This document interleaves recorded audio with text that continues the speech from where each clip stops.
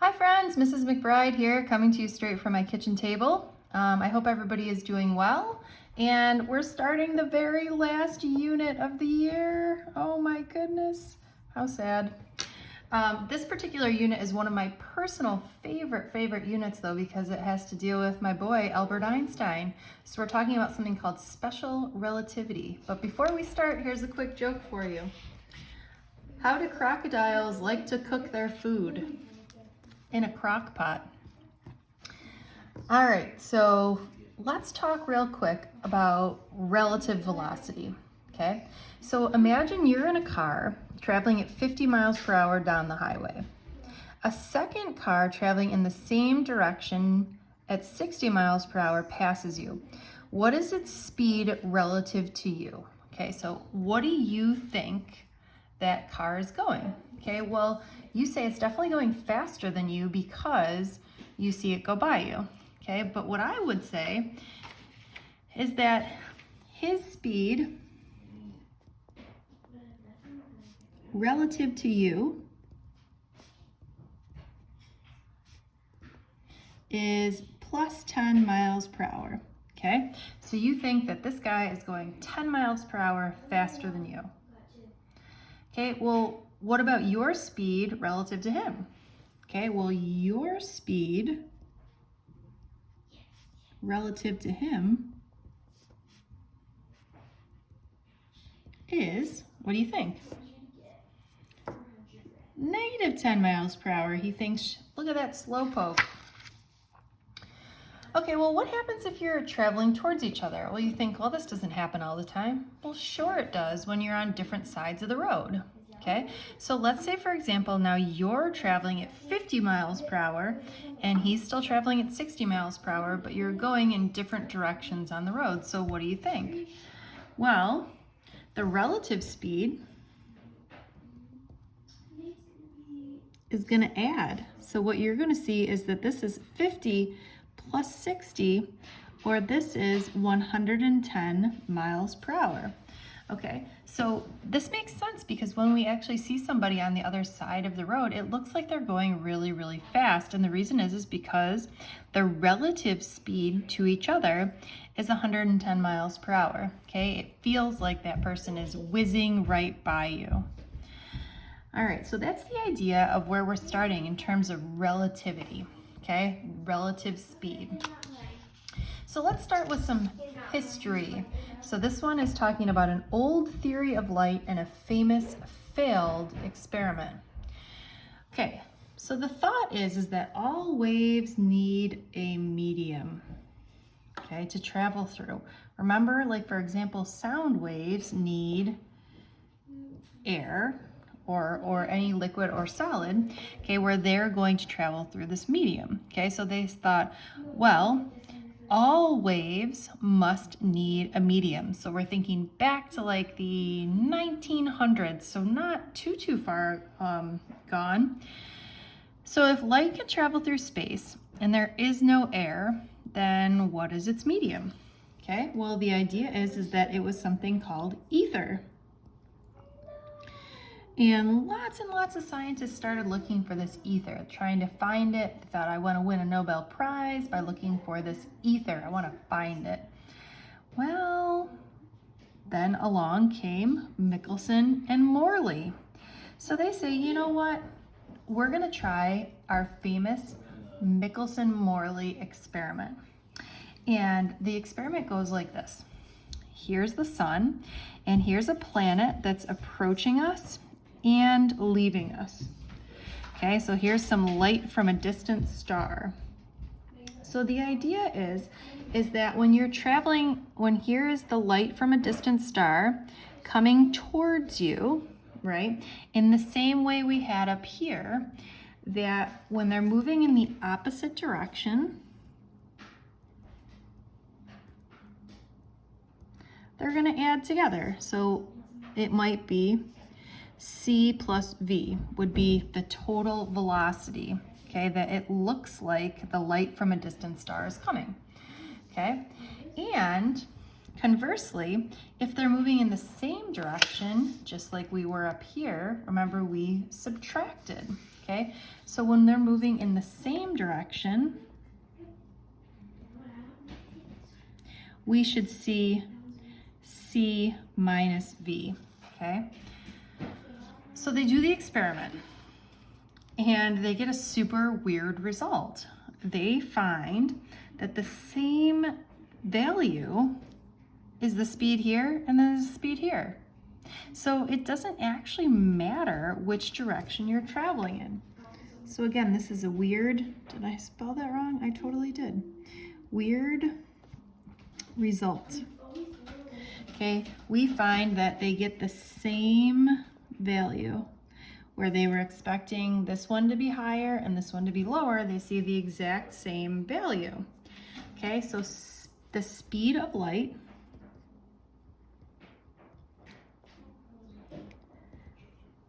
is constant, which was pretty crazy thought back in the day.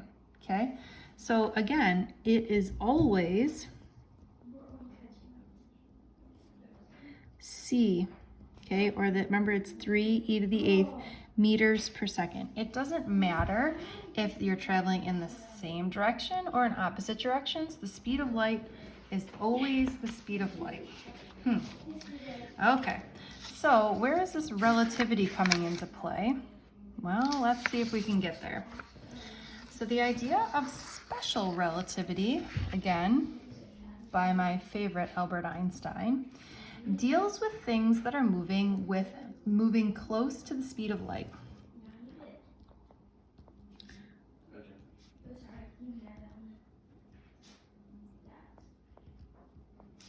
Moving close to the speed of light. So all of the things that we're going to talk about from here on out are not things that you're going to see in your everyday life. For example, your car doesn't move anywhere close to the speed of light. Your person doesn't move anywhere close to the speed of light. An airplane doesn't really move anywhere close to the speed of light. So this is nothing that you've ever really experienced in your life, but it's still really cool. So here we go. So this is the idea of something called time dilation. So I want you to imagine a train. Pretend this is a train traveling at a velocity v, and there is a tall pole on the train, and a flashlight will be turned on at the bottom of the pole, and the time it takes to reach the top, so the light's going, is recorded by 2 observers. One is at rest, here is observer O, and one is on the train, observer O prime.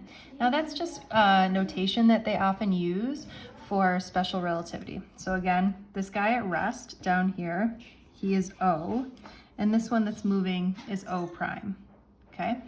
So what O actually sees is he sees the light starting here, okay? And then we sort of freeze frame and he sees it ending up here. So what O, the stationary observer, sees is what he sees is the path of light, okay, for O. And he sees it moving this distance d in some time t. Now O prime, what does he actually see? Well, he sees that the light starts here and then it ends here. So what he sees is that it moves just in this direction, right? So again, this is the path of light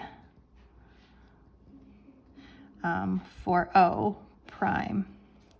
And we'll say that this happens in time, in a distance of d prime and a time of t prime. Okay, so a couple of things here. We just said Michelson and Morley have discovered that the speed of light is constant. Okay, so we know the equation velocity equals distance over time. And in this case, because we're talking about light, we can call this c equals distance over time, right?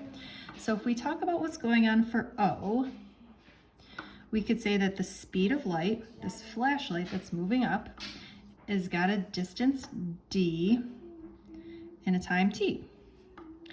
And for O prime, we say in this case the speed of light is equal to distance d prime and time t prime.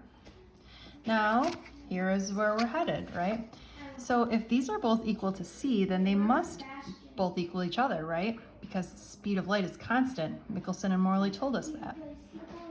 So what we can say is, well, d over t must equal d prime over t prime.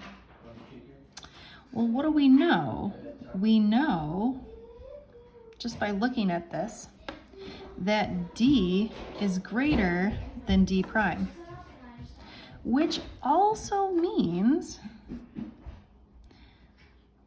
that t must be greater than t prime. So what does this mean? This means two very important things. Let's write them down. This means that the same event timed by two different, same event timed by two different people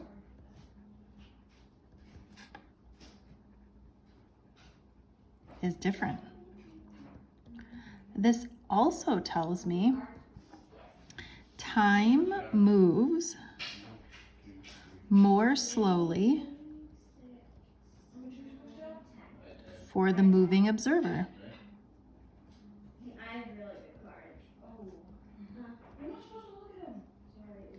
Wow, that is pretty crazy, right? Or if we want to break it down even further, the faster you move,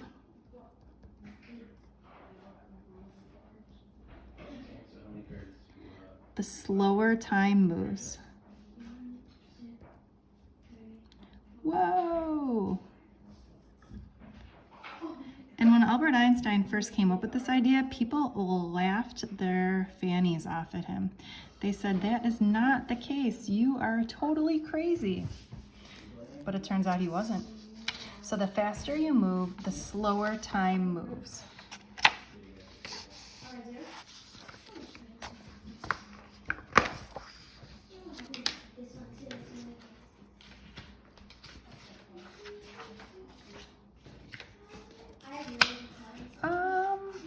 I needed a space to write down an equation for you, and it looks like I didn't give myself a space. Did I miss it?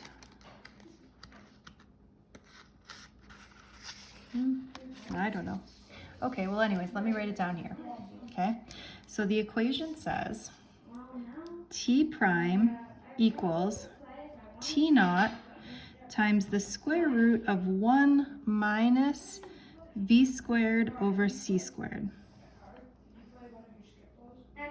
Okay, so t prime is the moving time, the time that the mover is reading. T naught, this is the stationary or original or actual time. And v is the velocity of the moving object. Okay, so let's go ahead and write this. This is our second to last equation of the whole year. Here we go. Make a new spot on your green sheet. Okay, call this relativity. Okay, there's going to be two equations that we need here. T prime equals T naught times the square root of 1 minus v squared over c squared. Okay, or again, T prime, this is the moving time. T naught, this is the stationary, original, actual time. And v is the velocity.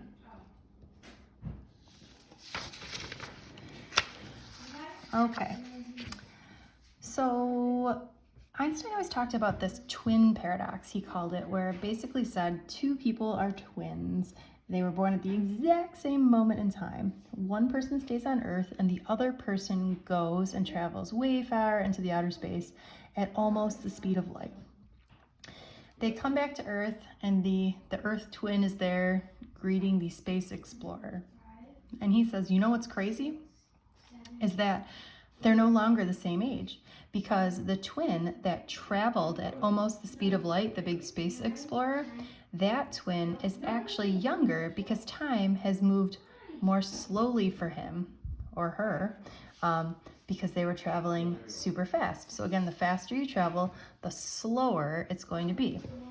Okay, so T naught is always going to be larger than T prime. Okay, the stationary time is always larger than that moving time. So let's try one problem here. At the moment of their birth, two twins are separated. One is put on a spaceship that travels at 0.8 c, or that is 8/10 the speed of light, and the other stays on Earth. When the twin on Earth is 21 years old, how old will the twin on the ship be? Okay, well, first of all, you're saying, well, is the twin on the ship going to be the same age, older, or younger? Hopefully you're saying the twin on the ship is going to be younger. Okay, so let's figure out how much younger. Well, what information do we have in the problem? Well, it tells us that the speed is 0.8 c. Now I want you to keep the c in there, and I'll tell you why in just a second, okay? And this 20 years, is that T prime or T naught? Okay, well, this is the Earth twin. That is our stationary or original or an actual or not moving. Okay, that is that time. Now, do you notice that we didn't go ahead and change that out of years? Don't need to, okay? What we're looking for is now T prime, okay? So we can use the equation T prime equals T naught times the square root of 1 minus V squared over C squared. Okay, now I want to just focus on this V squared over C squared for just a second, okay? The velocity that we have is 0.8 c,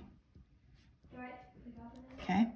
Now what this really means is this is really, we could separate this into 0.8 squared times c squared divided by c squared. So do you see how the c squareds cancel and we really just have that 0.8 squared there? So when we're plugging in here, we've got T naught is 20 times the square root of 1 minus 0.8 squared. Okay, now this always has to be a positive. This is always going to work out. If you find that this is going to give you a negative under the square root, then you've obviously done something wrong. Okay. All right, I'm going to do what's inside the square root first. So I'm going to take the square root of 1 minus 0.8 squared, okay, which gives me 0.6 times 20 gives me 12, okay? So this means, let me draw you a great picture here. So here's Earth. Here's my Earth twin, my nice 20-year-old Earth twin, okay? And here is your other twin on a space rocket, oh my, who actually only seems like they are 12 years old. Pretty crazy, right? Last thing, what if we did the same calculation from the perspective of the twin on the ship? Okay, it would give you the same math, but the traveling twin thinks he's older. Okay, so basically it wouldn't matter. It would be the same result. Okay. All right. Bye, friends.